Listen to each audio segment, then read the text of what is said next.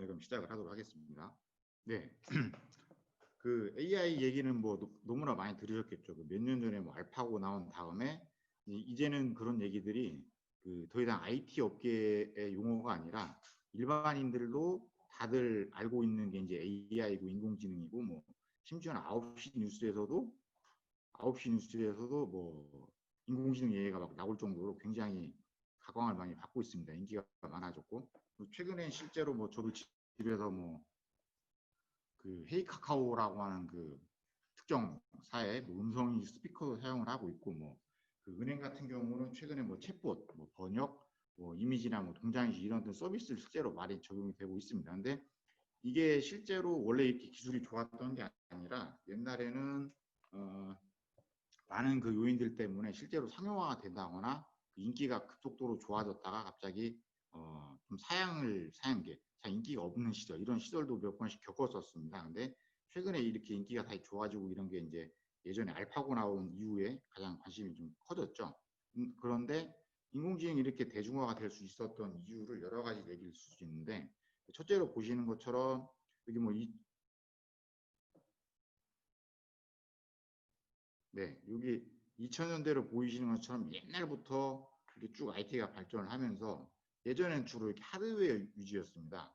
그런데 지금은 하드웨어 포지션이 많이 작아졌고 대신에 비용이 많이 싸졌죠. 비용이 싸졌다라는 게 이제 저희가 생각하는 부분 또 고객이 생각하는 부분 다를 수는 있겠지만 예전에는 뭐 유전자 분석 하나 할 때 뭐 100만 달러 가지고 뭐 5년을 할 것, 그런 것들을 지금은 뭐 한 10만 달러고 10만 달러로 한 몇 달이면 할 수 있는 그런 식으로 하드웨어 비용이 많이 고성능 하드웨어가 많이 싸졌다. 그런 걸 얘기를 드린 거고요.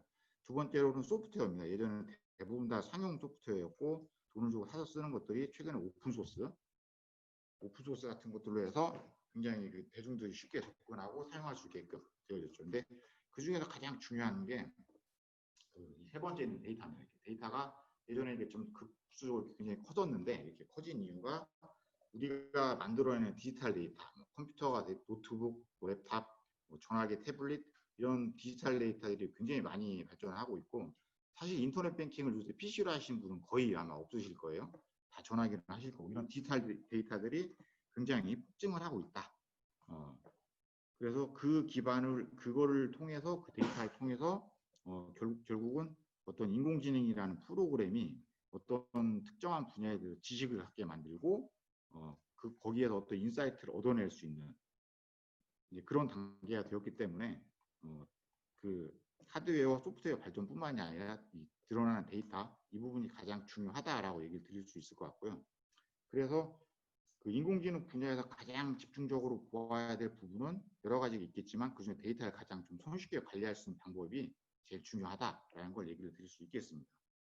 사실 저희는 이제 스토리지를 기반으로 해서 사업을 쭉 진행을 해 왔었지만 최근에 이런 AI 트렌드에 맞춰서 고객 또는 여러 파트너사와 같이 진행을 할 때 이 데이터가 늘어났고 그거를 잘 관리할 수 있는 방안이 인공지능에서 매우 중요합니다라는 걸 고객께 강조를 드리고 그 중요성을 인식을 시키고 납득을 시켜야만 저희가 앞으로 지속적으로 이렇게 좋은 행사도 하고 같이 그 사업을 진행할 수 있는 그런 계기가 된다라고 생각을 하겠습니다.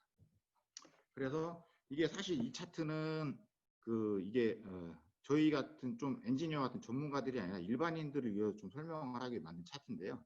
보시는 것처럼 우리가 어떤 IT 서비스 또는 뭐 이런 걸 사용을 함에 있어서 보시면 사용자, 엔드유저겠죠. 사용자와 어떤 특정 서비스, 뭐 쇼핑몰이라고 할 수 있겠고 그 뒤에는 백엔드 인프라 세 가지가 다 유기적으로 연계가 되어 있습니다. 그리고 어떤 사용자가 뭐 전화기로 쇼핑을 하게 되면 그 쇼핑몰 서비스에서 뭐 어떤 데이터의 입출력이 발생을 하고 그것들이 이 데이터 계층에 쌓이게 되는 이런 단계들을 거치게 되어 있습니다. 그래서 앞서 잠깐 말씀을 드렸던 데이터 관리 방안 그런 측면을 얘기를 드리는 건데 당연히 데이터 관리 방안에서는 첫째로 그 용량 같은 거 예를 들어 몇 기가 또는 뭐 몇 테라 뭐 저희는 뭐 페타바이트급 이렇게 해서 고객에게 제공을 해드리고 있는데 이런 기본적인 그 데이터 관리 방안의 첫 번째는 용량 필요한 용량을 제공을 하는 것이고 둘째는 성능 어플리케이션에 따라서 그 요구 조건이 달라질 수 있는데 뭐 아카이브가 될 수도 있고 온라인 트랜잭션이 될 수도 있는데 그런 성능을 제공해줘야 된다.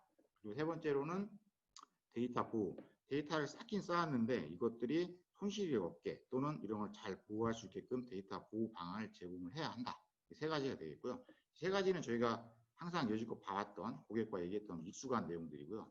그 최근 트렌드에 좀 맞추어서 이제 앞으로 이런 데이터 계층은 다양한 클라우드 서비스하고 연계할 수가 있어야 된다라는 게 최근 이제 추가되고 있는 트렌드가 되겠죠. 그리고 마지막으로는 그 데브옵스, 그 뭐 이 뒤에 세션에도 뭐 쿠버네티스하고 트라이던트 얘기 드릴 건데 뭐 이런 쿠버네티스, 그러니까 컨테이너 환경, 오픈 가상화에서 지금까지 발전해온 뭐 컨테이너 환경을 대비를 해야 되고 뭐 자동화 툴들 또는 여러 가지 데브옵스 툴들과 잘 연계가 되어서 데이터 서비스를 해줄 수 있어야 된다. 즉 데이터 계층에서 얘기한 이 데이터 계층은 이 얘기를 드렸던 5가지들을 다 충족을 시켜줄 수가 있어야 제대로 된 그 데이터 관리 방안을 제공하는 제품 또는 솔루션이다라고 얘기를 할 수 있을 것 같습니다. 네, 그래서 그 잘 알고 계시겠지만 네뎁에서 그 AI 관련돼서 몇 년 전부터 계속 그 강조를 해왔고 집중을 좀 해왔습니다. 그래서 그 보시는 것처럼 1, 2, 3, 4, 4개를 표현이 되어 있는데 첫 번째로 그 1번 하이브리드 멀티 클라우드 데이터 플랫폼 위드 데이터 패브릭이라고 되어 있습니다. 이 얘기는 그 저희 파트너 엔지니어 분들은 다 수년간 들어오셨던 얘기고 네뎁은 온프레미스뿐만이 아니라 뭐 엣지 영역에서 뭐 저기 클라우드까지 이동할 수 있는 많은 데이터 서비스들을 제공을 하고 있다라는 게 이제 첫 번째가 되겠고 이게 지금까지 해왔던 AI 전략 중 하나라고 보실 수 있습니다. 두 번째로는 굉장히 그 고성능 올플래시 NVMe 스토리지를 사용을 해서 뭐 온탭 AI 같은 이런 이제 컨버지 시스템도 제공을 하고 있고 그림이 딱 나와 있죠. 이게 실질적으로 뭐 한 작년 정도까지만 해도 저희가 AI 쪽에 포커스라고 강조를 했던 건 이 부분이 제일 컸을 겁니다. 그래서 이런 엔비디아와 또는 다른 파트너사들과 합쳐진 이런 컨버지 시스템을 통해서 그 고객의 AI 개발 또는 운영을 손쉽게 해줄 수 있다라고 강조를 했었고요. 이 온탭의 좀 특징 중에 하나가 대부분 다 비슷하긴 한데 실제로 비교를 해보게 되면 타사에 비해서 좀 더 높은 학습 또는 뭐 추론 성능을 제공을 하고 있다라고 얘기를 드릴 수 있을 것 같습니다. 그리고 세 번째로는 그 네뎁 솔루션이 기본적으로 제공하는 것들이지만 굉장히 다양한 솔루션들을 통해서 그 고성능 그리고 고용량 이런 것들 그다음에 백업 솔루션 뭐 재복구 압축 중복지 이런 것들을 통해서 굉장히 비용 효율적이고 훌륭한 뭐 데이터 관리 계층을 제공할 수 있다. 세 가지가 여지껏 저희가 네뎁을 강조해오던 그런 세 가지의 AI 전략이 되겠습니다. 그런데 올해 들어서 저희가 좀 추가적으로 하나 발표를 드린 게 있는데 그게 이제 오늘 얘기를 네뎁 AI 컨트롤 플레인이라고 되어 있습니다. 이게 좀 더 정확하게 명칭을 하게 되면은 그 네뎁 AI 뭐 데이터 컨트롤 플레인 이렇게도 부를 수 있게 되는데요. 그 추가적으로 위에 3개 말씀드렸던 거 플러스 그다음에 네뎁의 어떤 소프트웨어 스택을 통해서 그 인공지능 또는 같은 머신러닝이나 딥러닝 개발 또는 운영을 좀 더 가속화하고 잘 도와줄 수 있다라는 것들을 올해 추가가 되었습니다. 오늘 이 부분에 대해서 간단히 얘기 드릴 거고요. 그 주최 측에서 그 말씀해 주셨는데 좋은 질문 해주신 분 3분께는 기프티콘을 어제와 같이 오늘도 같이 다 제공을 해드린다고 하니까 질문이 있으시면 바로 좋게 질문해 주시면 좋겠습니다. 중간에 질문하시고 답변 주시는 분도 해당됩니다. 네, 그 질문하고 질문을 주시고 답변을 주신 분도 해당이 된다고 하네요. 예, 이렇게 하면 되구나. 네, 그래서 진행을 해보도록 하겠습니다. 네, 그래서 네뎁 AI 컨트롤 플랜 설명을 드리려면 먼저 첫 번째로 좀 얘기를 드릴 게 이제 머신러닝의 워크플로우를 얘기를 드려야 되는데요. 이게 그림이 좀 복잡하지만 고민하실 건 없고 이게 실제로 그 쿠브플로우라고 하는 그 머신러닝 툴킷이 있습니다. 이 툴킷 홈페이지에 있는 그림이고요. 누가 따로 뭐 만들거나 그런 게 아니라 굉장히 일반적인 내용입니다. 그래서 그 인공지능이나 머신러닝 또는 뭐 딥러닝 같은 것들을 이용을 해서 어떤 업무를 좀 잘 활용을 해야 되겠다라고 하는 것은 먼저 이제 어떤 문제 또는 태스크가 실제로 이 인공지능 기술을 통해서 좀 더 개선이 되고 좋아질 수 있는가 이걸 검토하는 단계에서부터 시작을 합니다. 그래서 어떤 태스크가 인공지능을 쓰면 좀 더 좋아질 것 같아라고 생각을 하게 되면 거기에 대해서 따른 추가적인 작업들, 머신러닝 워크플로우를 선택을 하고 코드를 짜고 그다음에 실험을 하고 튜닝을 하고 이거를 이 튜닝을 계속 지속적으로 결국 이 사이클이 한 번에 끝나는 게 아니라 지속적으로 반복이 됩니다. 이게 이제 실험 단계가 되겠고요.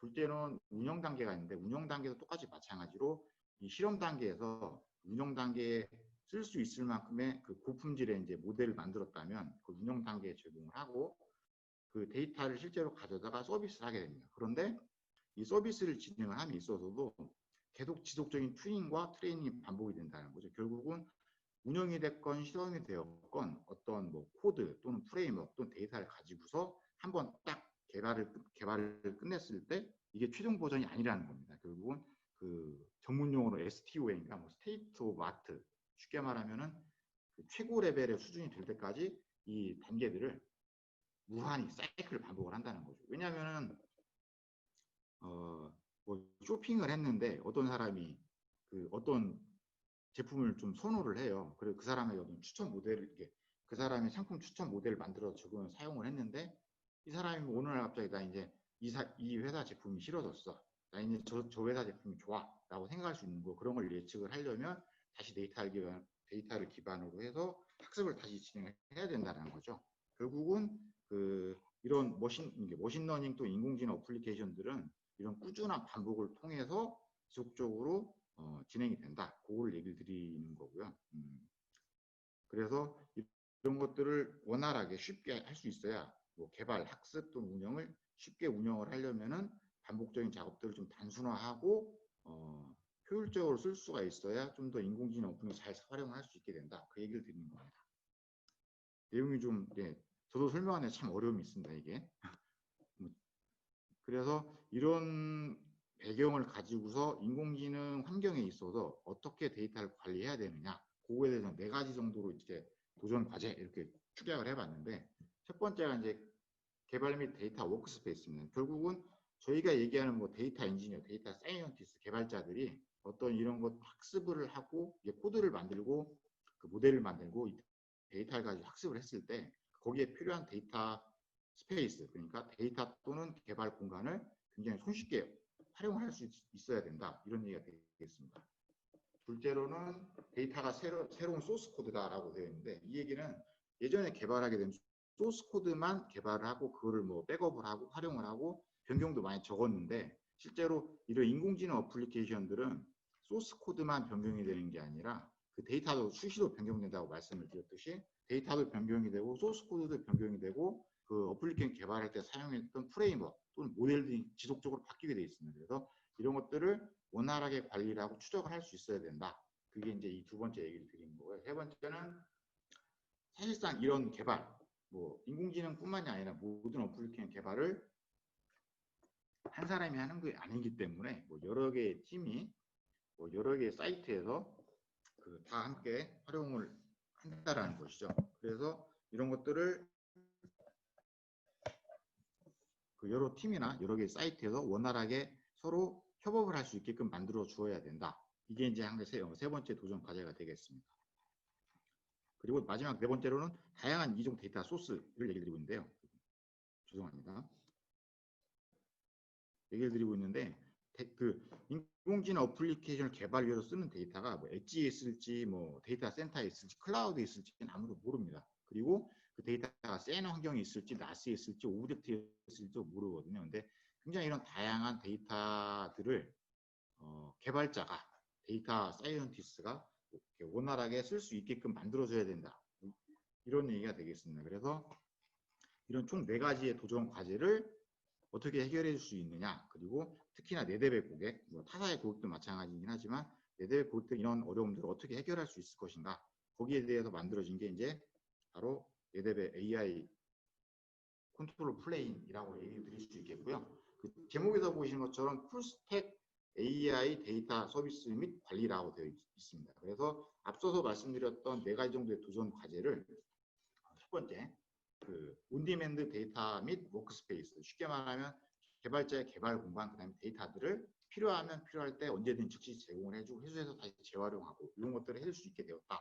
이 AI 컨트롤 플레인을 통해서 해줄 수 있게 되었다 되고요. 두 번째로는 잘 알고 계시는 데이터 패브릭이 있죠. 데이터 패브릭이 뭐 엣지, 코어, 클라우드를 아우른 데이터 파이프라인이다 얘기를 드리는데 이 AI 컨트롤 플레이를 통하게 되면은 그 데이터 사이언티스트나 뭐 데이터 엔지니어들이 그 데이터가 어디에 있든지 간에 쉽게 가져다가 활용을 할 수 있게 만들 수 있다. 이게 두 번째가 되겠습니다. 세 번째로는 AI 워크플로우 자동화라고 되어 있는데 아까 플로우를 머신러닝 워크플로우에서 얘기를 드렸던 것처럼 이게 이제 실험 단계가 되었고 운영 단계가 되었고 굉장히 그 반복적인 작업입니다. 흔히 좀 편한 말로 하면 노가다죠.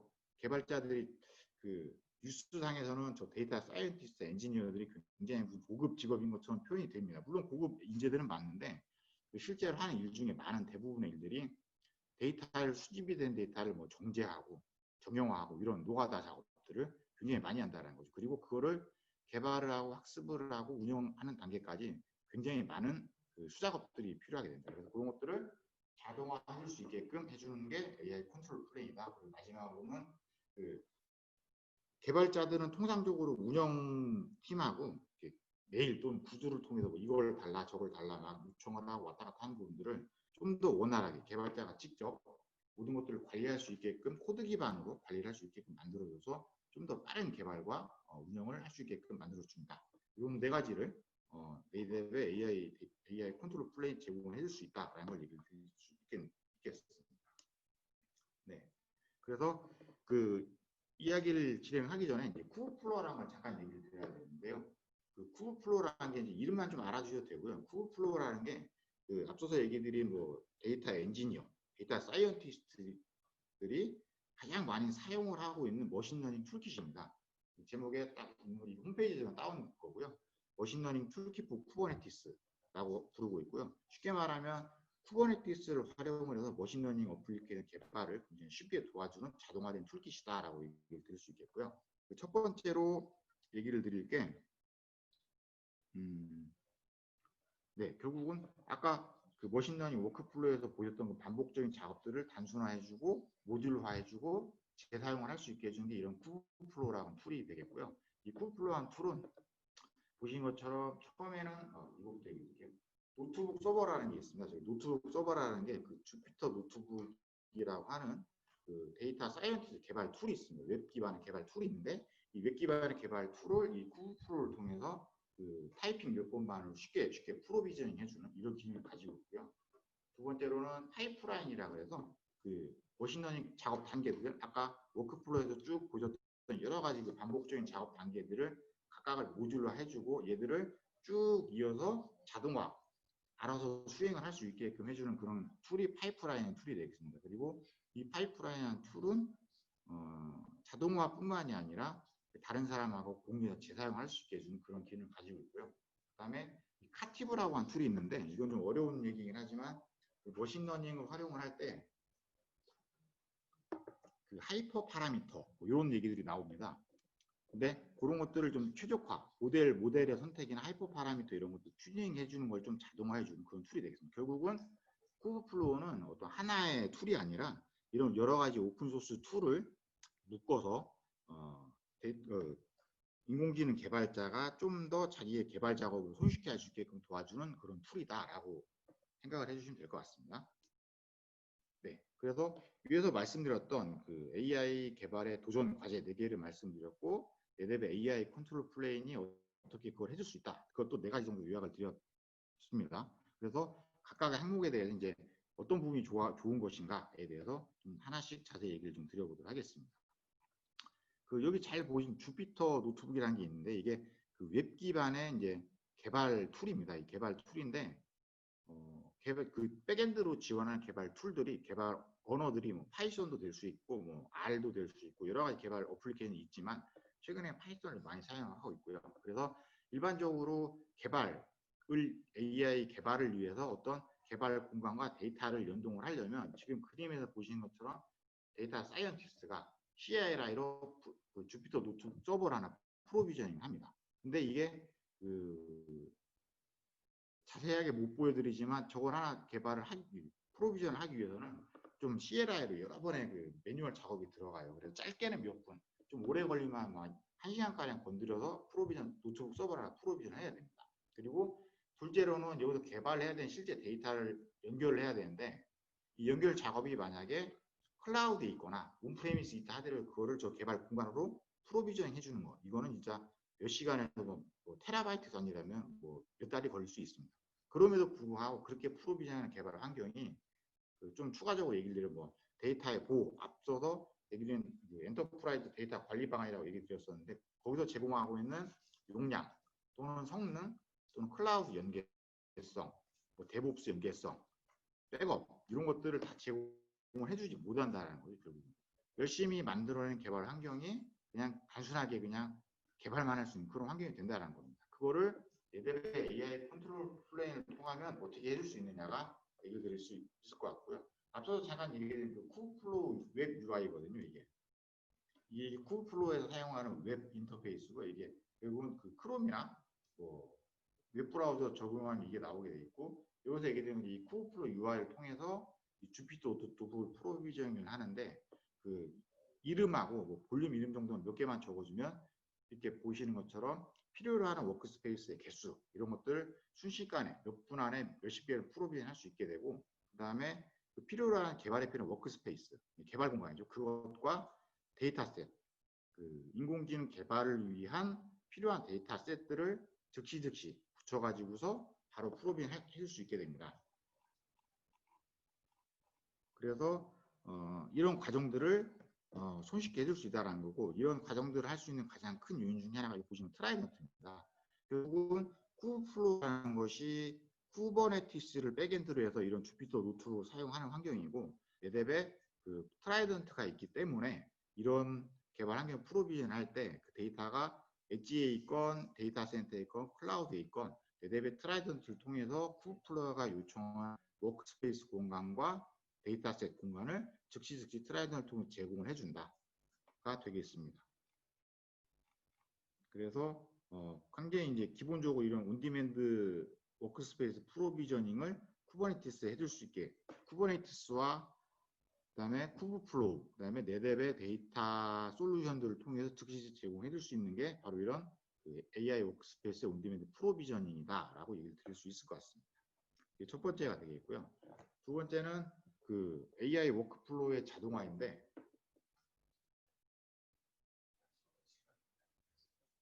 네, 두 번째로는 죄송합니다. 이게 내용이 좀 복잡하다 보니까 저도 얘기하다 보면 자꾸 왔다 갔다 해요. 자세히 했다가 뭐 짧게 갔다 그러는데 시간 좀 한번 물어봤고요. 네. 두 번째로는 이제 AI 워크플로우의 자동화인데 아까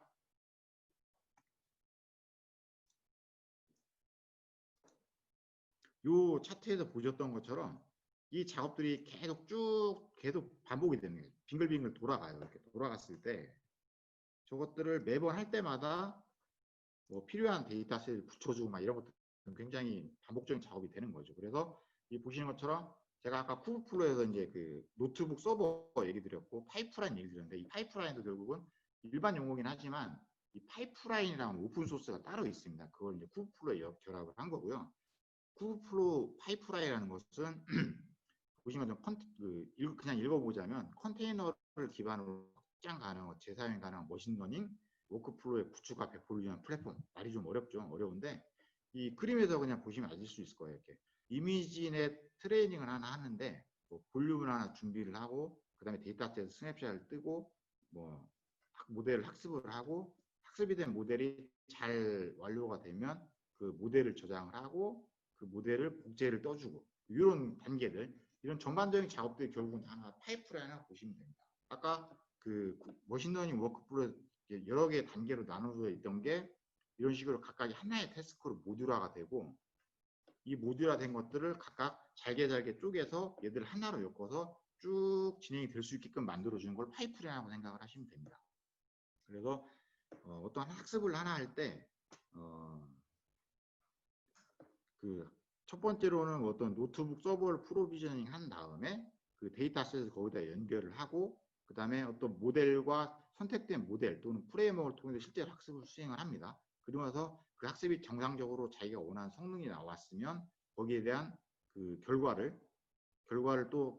볼륨을 하나 떠올리고 이걸 하나의 세트로 관리하는 아까 그 데이터도 새로운 소스 코드다라고 얘기를 드렸던 것처럼 이 전반적인 프로세스 하나의 딱 버전으로 묶어서 관리를 할 수 있어야 되게 됩니다. 그리고 이렇게 만들어진 이렇게 하나의 세트로 만들어진 이런 파이프라인은 그 모델이 수정이 됐을 때 쉽게 말하면 그 여기에 보시면 잘 안 보이실 수 있는데 이 트레인 모델이라고 되어 있는데 모델을 트레이닝 했는데 원했던 성능이 안 나왔어요. 그러면 뭔가를 또 수정을 해야 되겠죠. 뭐 파이퍼 파라미터 뭔가 수정을 한 번 더 돌려야 될 겁니다. 근데 이런 식으로 그 모델이 수정이 됐으면 나머지 작업들은 건드리지 않아도 되는 거예요. 딱 이것만 수정을 하고 다시 그 파이프라는 이게 오른쪽에 보이는 게 코드인데 이 코드에서 뭐 하나가 바뀌었다 했을 때 뭐 얘도 바꾸고 얘도 바꾸고 얘도 바꾸고 얘도 바꾸는 게 아니라 잘못된 부분 하나만 딱 바꾸고 다시 작업을 수행하고 이런 작업들을 쭉 해줄 수 있는 게 바로 그 파이프라인이라고 보시면 됩니다. 이런 파이프라인을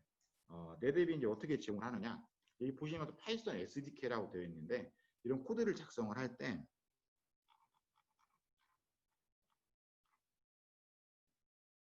이런 코드를 작성을 할 때 여기 그 보시는 것처럼 그 글씨가 좀 작아서 안 보일 수 있는데 나중에 한번 이건 자료 받으시면 크게 확대해서 보시면은 보시는 것처럼 그 볼륨 오퍼레이션 또는 볼륨 스냅샷 오퍼레이션 이런 것들을 사용을 하게 되어 있습니다. 쉽게 말하면은 그 개발자가 자기의 코드와 모델을 수정을 하고 거기에 필요로 한 데이터 또는 바뀐 데이터들을 연결을 해서 이런 파이프라는 작업, 쉽게 말하면 학습을 한번 쭉 진행을 하는데 그런 것들을 내랩의 그 REST API, 파이썬 SDK를 통해서 같이 쓸 수 있다는 거죠. 쉽게 말하면 이 부분이 볼륨 오퍼레이션, 스냅샷 오퍼레이션인데 이것들을 그 개발자가 코드상에 네뎁의 데이터 플랫폼, 솔루션 또는 하드웨어를 직접적으로 제어해서 이 볼륨을 가져다 컨테이너에 붙여준다거나 또는 떼놓고 업데이트된 데이터를 새로 붙여서 파이프라인을 수정을 한다거나 이런 것들을 한꺼번에 해줄 수 있는 것. 이게 바로 그 AI 워크플로우 자동화라고 드릴 수 있겠습니다. 그리고 아까도 말씀드렸던 것처럼 그 모델이 바뀌거나 프레임워크가 바뀌거나 이런 자잘한 수정들이 발생을 했을 때 거기에 대한 버전 추적을 해야 된다고 말씀드렸는데 그 여기 보시는 것처럼 이런 식으로 워크플로우 파이프라인 안에다가 네뎁의 데이터셋을 개발자 수시로 붙였다 뗐다 할 수 있다는 얘기는 거기에 대한 하나의 일괄 세트에 대한 버전 스냅샷을 작성을 하고 그것들을 특지 수정이 된 거를 적용을 해서 활용을 할 수 있다 이런 것들이 되겠습니다. 그래서 결론적으로는 네뎁의 그 파이썬 SDK를 같이 활용을 하게 되면 이런 그 쿠브플로우 파이프라인과 완벽하게 결합을 시켜서 앞서서 말씀드린 멋있는 워크플로우를 완벽하게 자동화해줄 수 있다. 이게 이제 두 번째가 되겠습니다. 네, 여기까지 뭐 참 저도 얘기를 하면 자꾸 헷갈리고 그러는데 잘 따라오고 계신지 모르겠네요. 네. 세 번째로는 코드 기반의 이제 데이터 인프라 관리 이렇게 얘기를 드리고 있는데 이것도 위에서 말씀드린 것과 약간 비슷한 맥락을 볼 수 있습니다. 그 데브옵스 환경이라고 아까 그 데이터 관리 방안 얘기를 드렸는데 그 데브옵스가 되려면 인프라와 개발과 뭐 운영과 이런 환경들이 그 매뉴얼하게 사람들이 서로 연계가 되는 게 아니라 그 좀 자동화할 수 있고 코드 기반으로 앤서블 같은 툴을 통한다거나 또는 이런 것들을 통해서 그 데브옵스 환경으로 연계가 되어 있어야 된다라고 얘기를 드렸고요. 앞서서 말씀드렸던 것처럼 이런 코드를 통해서 개발자와 운영자가 조금 더 효율적으로 협업을 할 수 있게끔 만들어 준다라는 게 이 코드 기반의 이제 데이터 인프라 관리라고 말씀드릴 수 있을 것 같습니다. 그래서 앞서서 파이프라인 자동화 얘기 드렸던 것처럼 그 쿠브플로우가 해주는 가장 큰 기능 중 하나가 그 주피터 노트북이라는 개발 환경을 만들어 줄 수 있다고 얘기를 드렸고 이거는 쿠브플로우 UI를 통해서 자동으로 프로비전해서 사용을 할 수 있게 되었다라고 얘기를 드렸습니다. 그리고 앞서 자동화 얘기를 드렸던 것처럼 그 네뎁은 파이썬 클라이언트 라이브러리라고 하는 SDK를 제공합니다. 그 왼쪽에 보이시는 이 그림이 주피터 노트북 서버가 되겠고요. 이 오른쪽에 있는 이 그림이 주피터 노트북 서버를 통해서 실제로 어떤 개발 코드를 작성하는 그런 예제가 되거든요. 근데 그 글씨에서 보시는 것처럼 잘 익숙한 용어들이 있을 겁니다. 뭐 스냅샷 있고 뭐 위에 여기 트라이던트 SVM 이런 식으로 익숙한 용어들이 보이실 건데 결론적으로 개발자가 그 네뎁 SVM 스토리지를 자기의 그 개발 환경 워크스페이스가 있으면 네뎁의 데이터를 딱 붙여서 사용을 한 다음에 어떤 개발이 끝났을 때 이런 식으로 스냅샷을 뜰 수 있게 만들어 준다. 이런 식으로 모든 데이터를 다 관리할 수 있다. 근데 단순하게 여기서 예전 스냅샷을 얘기 드렸지만 볼륨을 프로비전을 한다거나 뭐 플렉스 클로 같은 클론을 떠준다거나 이런 것들을 전부 다 그 파이썬 SDK를 통해서 그다음에 REST API를 통해서 다 개발자가 직접 수행할 수 있게 된다라는 걸 말씀드리는 겁니다. 왜 엔지니어들이 쉽게 말하면 뭐 이거 하나 해주세요, 저거 하나 해주세요 갈 필요 없다라는 얘기죠. 자기가 알아서 할 수 있다는 얘기가 됩니다. 그래서 그리고 이 코드 기반 인프라 관리인데 베이스는 REST API가 되겠고요. 그 이 앞에 쓰는 랭귀지 이제 파이썬인데 그 파이썬을 많이 쓰는 이유가 이제 거의 데이터 사이언티스트라고 불리는 사람들이 여러 가지 이제 어플리케이션을 사용을 하지만 거의 한 8, 90% 이상은 다 파이썬을 사용을 하기 때문에 가장 먼저 파이썬이 적용이 됐다라고 보시면 될 것 같습니다. 네, 그리고 아까 그 도전 과제에서 말씀드렸던 멀티 사이트 또는 멀티 개발자 협업을 예를 들었는데 그 예를 들어서 이제 국내에 있는 개발자가 해외에 있는 개발자하고 서로 이제 협업을 하고 있다 이렇게 가정을 해보면은 어떤 사람이 국내에 있는 사람이 어떤 모델을 만들고 뭐 개발해서 했던 결과물을 해외에 있는 사람과 공유를 하기 위해서는 그거를 또 카피를 해줘야 되겠죠. 그걸 매뉴얼하게 카피를 해주느냐. 그럼 아까도 노트북 프로비전 얘기 드렸던 것처럼 뭐 그게 며칠이 걸릴지도 모르는 거죠. 데이터 셋까지 같이 관리를 해서 복사를 복제를 해준다라면 굉장히 오래 걸릴 수 있고 그렇다는 걸 얘기 드릴 수 있겠고요. 그래서 만약에 그런 경우 어떻게 이제 이런 여러 개발자 여러 사이트에서 협업을 할 수 있는가를 얘기 드린 건데 앞서서 얘기 드렸던 코드 기반으로 데이터 관리할 수 있다. 그 프로비저닝이나 스냅샷도 개발자가 직접 핸들링 할 수 있다는 얘기는 그 스냅미러로 개발자가 직접 복제를 뜰 수 있다는 얘기가 됩니다. 결국은 그 쿠브플로우 파이프라인 오퍼레이션에다가 어떤 스냅미러를 끼워 넣든지 또는 기본 개발 환경인 주피터 노트북에서 스냅미러 코드를 넣든지 이런 어떤 방법을 통해서 이런 그 데이터 사이언티스트가 사용을 하고 있는 기본적인 툴들을 통해서 자기가 한번 개발했던 어떤 데이터를 저기 리모트에 있는 사람한테 딱 하나의 사이클이 딱 끝나요. 이렇게 단계별로 뚝뚝뚝 끝났을 때 이때 이 단계까지 다 잘 완료가 되면 다른 사이트로 그 볼륨을 복제 또는 데이터 코드를 복제해줘라는 스냅미러 코드를 이런 파이프라인이나 주피터 노트북 코드로 바로 수행을 할 수 있다는 얘기가 됩니다. 그래서 결국은 앞서서 얘기 드린 그 REST API를 통해서 자기가 만든 코드나 데이터 이런 것들을 타 사이트에 있는 또는 타 개발자에게 바로 복제를 해서 사용할 수가 있다를 얘기를 드리는 게 이제 멀티 사이트, 멀티 개발자 협업이라고 얘기를 드릴 수 있을 것 같습니다. 네, 좀 길게 가고 있긴 한데 지금 드리고 있는 내용들이 네, 좀 이해가 좀 되고 계시는 거죠? 저도 얘기하면 자꾸 헷갈려요. 이게. 이렇게 말씀드리는 게 맞는 건지. 그런데 일단은 제가 채팅을 봤는데 뭐 질문 같은 건 전혀 없으시고 그러네요. 네, 일단 내용 마치고. 네, 이사님 중간에 질문이 있었는데요. 네. 네, 제가 저쪽에서 오픈을 하고 있습니다. 그렇군요. 네, 알겠습니다. 네, 여기까지 얘기를 드렸고요. 질문 같은 거 퀴즈를 한번 퀴즈가 네, 알겠습니다. 맞습니다.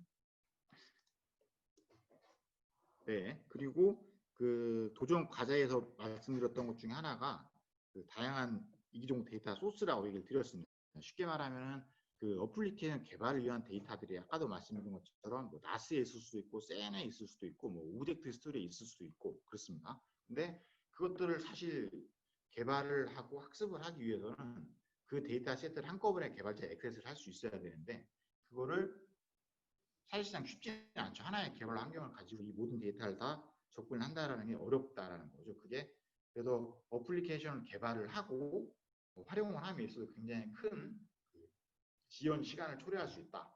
그리고 뭐 최근 시대에는 굉장히 이런 기능을 통해서 빠른 서비스를 개발하고 서비스하는 게 1차 목적인데 그런 것들이 쉽지 않을 수가 있다라는 걸 얘기 드린 거고요. 그래서 에뎁은 그 이런 다양한 데이터 이기종 소스들을 통합을 할 수 있는 그 클라우드 싱크라고 하는 서비스를 제공하고 있다. 사스 기반의 서비스죠. 잘 이 내용은 이미 알고 계실 거라고 생각을 하고요. 그래서 데이터 소스가 뭐 엣지에 있건 뭐 코어에 있건 클라우드에 있건 보시는 것처럼 나스가 되었건 또는 아마존에 있는 오브젝트가 되었건 뭐 네뎁 또는 타사의 이제 온탭 SSD도 있네요. 이런 여러 가지 오브젝트에 있던 아니면 그 네뎁이 제공하고 있는 뭐 ANF나 뭐 클라우드 볼륨 서비스 이런 다양한 소스에 있는 데이터들을 하나의 그 볼륨으로 이렇게 복제를 할 수 있다는 얘기가 되고요.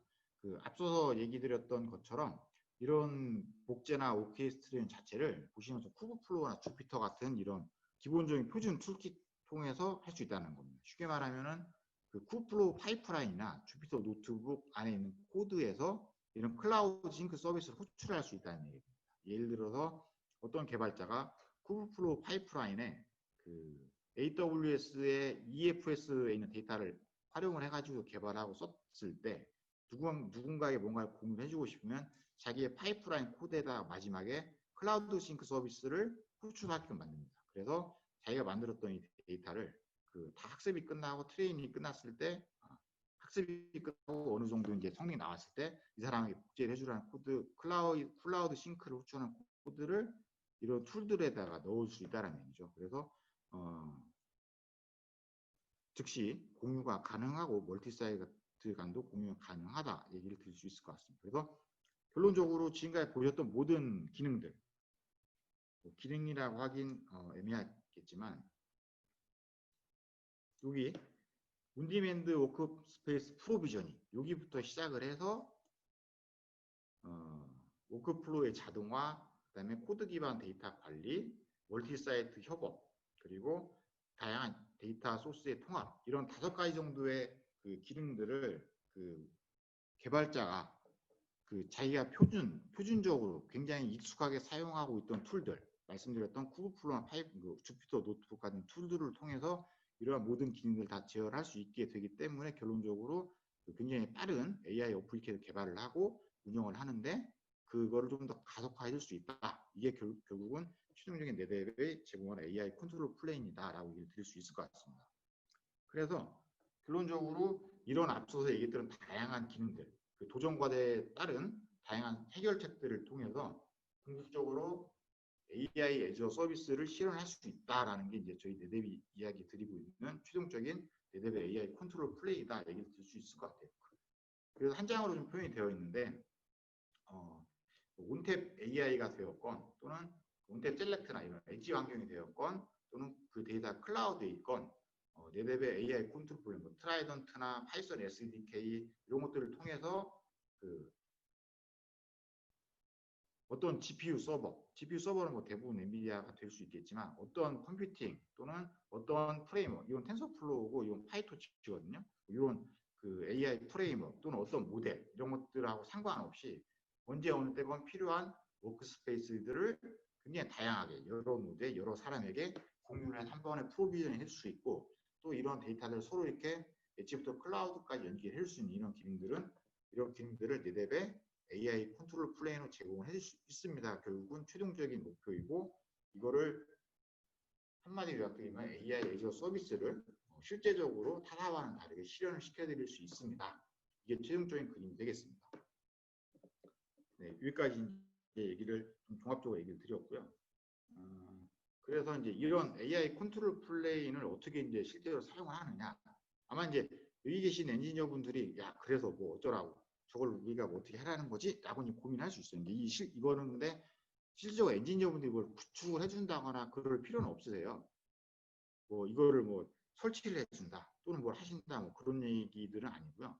그 트라이던트 같은 경우나 아니면 뭐 파이썬 SDK나 REST API 같은 것들은 저희 플랫폼들 기본적으로 다 제공을 해주는 것들이고 그것들은 개발자들이 직접 즉시 바로 이제 가서 활용을 할 수 있는 그런 거기 때문에 뭐 따로 설치하는 그런 부분은 아닙니다. 그래서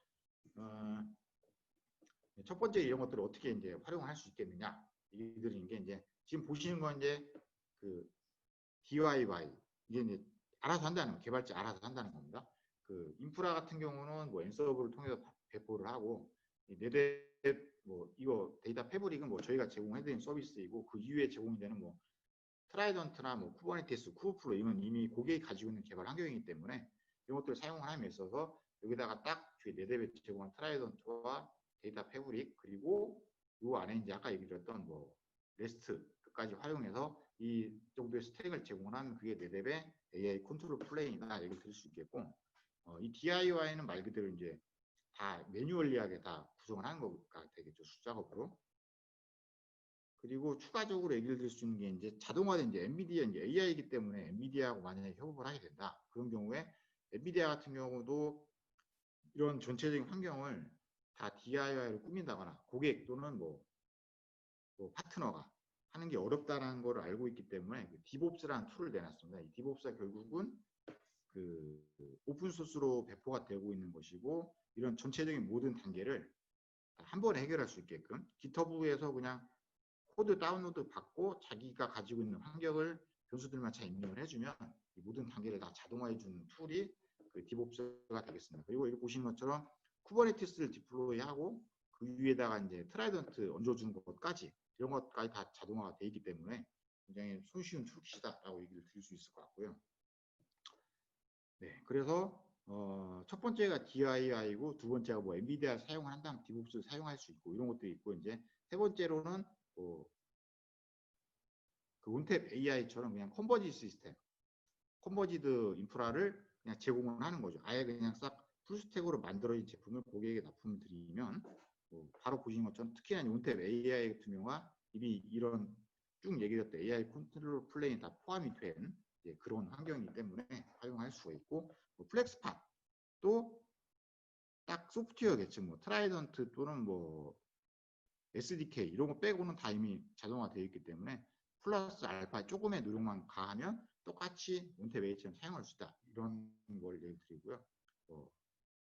마지막에 이제 뭐 슈퍼팍 같은 이런 컨버지 시스템 이런 것도 활용할 수 있다라고 얘기를 드릴 수 있겠습니다. 그래서 오늘 뭐 여러 개 이것저것 쭉 얘기를 드렸는데 결론적으로 딱 이 다섯 가지가 그 쭉 얘기 드렸던 내용의 핵심들이고요. 첫 번째로 얘기 드렸던 그 온디맨드 프로비저닝 결국 이건 쿠버네티스와 트라이던트의 결합의 제품이다. 제품이 아니고 솔루션이다 얘기 드렸고 이 쿠브플로우 파이프라인과 완벽하게 그 결합을 해서 개발을 가속화할 수 있다. 그 다음에 코드 기반으로 인프라를 관리할 수 있다. 멀티사이트 협업 이 두 가지, 이 네 가지는 전부 다 말씀드렸던 파이썬, 그 REST API를 통해서 할 수 있는 것들이고 이런 멀티사이트와 멀티 협업, 그다음에 다양한 데이터 이기종 소스 통합 이런 것들도 이런 그 API를 통해서 그 스냅미러 또는 클라우드 싱크 같은 서비스들을 직접 핸들링 할 수 있게 해준다가 되겠습니다. 그래도 이 다섯 가지로 요약을 해볼 수가 있겠고요. 결국은 이 다섯 가지를 통해서 이 그림은 뭐 자주 보셨던 그림인데 이런 엣지, 코어, 클라우드의 환경에 네더의 모든 데이터 솔루션들을 통해서 그 고객이 원하는 그 AI 개발과 운영 환경들을 엣지부터 클라우드까지 다 연결해서 활용을 할 수 있게 되고 진정으로 하이브리드 멀티 클라우드 환경에서 AI 데이터를 최적으로 관리할 수 있게끔 만들어 드리겠다가 네더의 이제 최종적인 AI 컨트롤 플레인입니다. 라고 얘기를 드릴 수 있을 것 같습니다. 네, 여기까지 해서 세션은 다 마쳤고요. 마지막으로 이제 하나 얘기 드릴게 자체적으로 좀 테스트한 거 이건 그냥 간단히 그냥 차트만 보고 넘어갈 건데요. 그 지금 엔지니어 분들 파트너 엔지니어 분들께서도 최근에 이제 뭐 VM이나 오픈스택 같은 이런 환경 말고 고객들이 이제 쿠버네티스 환경에 대해서 많은 질문들을 하실 거예요. 근데 이제 가끔 제가 저하고 친한 파트너들에 가봤더니 그거를 이제 연구를 하고 테스트하기 위해서 쿠버네티스 클러스터를 자체적으로 직접 다 구축을 하고 있더라고요. VM 여러 개를 써가지고. 굉장히 힘든 일이 귀찮은 일인데 그렇게 하고 계시더라고요. 근데 이런 오늘 얘기 드린 AI 컨트롤 뿐만이 아니라 그런 환경에서 어떻게 좀 쉽게 할 수 있느냐 그거를 이제 테스트를 좀 해봤고요. 보시는 것처럼 그 쿠브플로우 파이프라인 위드 온탭이라고 되어 있습니다. 그 여기에서 이 미니쿠베라고 하는 게 그 K-파이레스 쿠버네티스 클러스터인데 싱글로드를 할 수 있는 쿠버네티스 클러스터입니다. 그래서 이 미니쿠베 플러스 온탭 시뮬레이터를 쓰시면은 아주 간단하게 그 쿠버네티스 환경 플러스 온탭 이 환경을 시뮬레이션이나 테스트를 해볼 수 있다. 이게 하나가 되겠고요. 둘째로 오늘 얘기 드린 주제가 AI 컨트롤 플레이인데 거기 이제 쿠브플로우랑 아까 툴킷을 얘기 드렸는데 미니 KF라고 미니 쿠브플로우라는 게 있는데 얘가 미니쿠베라고 하는 쿠베트 클러스터 플러스 쿠브플로우까지 한 방에 한 노드에다가 다 설치를 해줍니다. 그러면 온탭 시뮬레이터를 같이 쓰게 되면은 그 쿠브플로우와 쿠베트 클러스터와 온탭을 한꺼번에 하나의 노드 이게 자기 PC에서도 환경을 구축해서 테스트를 해볼 수 있게끔 만들어주는 그런 걸 해서 보여드린 거고요. 네, 네, 그래서 보시는 것처럼 VM입니다. 둘 다 VM이고 온탭 스토리지는 그 워크스테이션에다가 온탭 뭐 9.7을 시뮬레이터로 구성을 했고요. 파트너분들 다 알고 계시죠? 이 시뮬레이터는 저기 서포트 사이트에 다운로드 받을 수 있다는 거 알고 계실 거고, 이 쿠버플로우 서버도 그냥 VM 하나 만들어서 이렇게 구축을 해서 이 두 개를 가지고서 앞서서 얘기했던 AI 컨트롤 플레인을 테스트 해볼 수 있고, 아니면 쿠버네티스 클러스터 이런 것도 테스트 해볼 수 있습니다라고 얘기를 드린 겁니다. 간단히 순서들은 뭐 이렇게 되고요.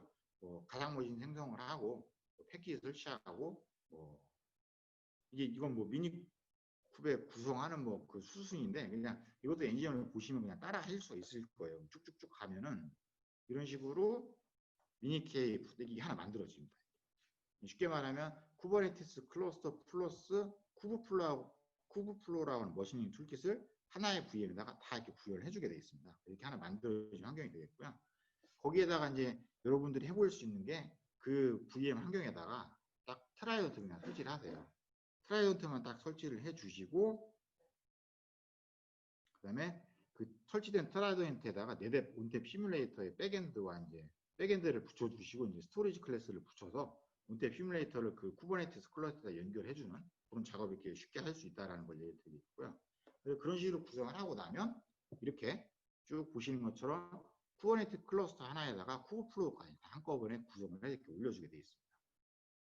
그리고 보시는 것처럼 트라이던트까지 설치를 완료를 하시고 나면, 이게 좀 그러네요. 뒷세션이 이제 저희 김진아 기사께서 트라이던트 딥다이브 이게 있으신데, 죄송해요. 그런 용도는 아니고요. 이게 쿠브플로우를 어떻게 활용하시느냐, 이제 그걸 보여주는 건데, 이거 생각해보니 그렇네요.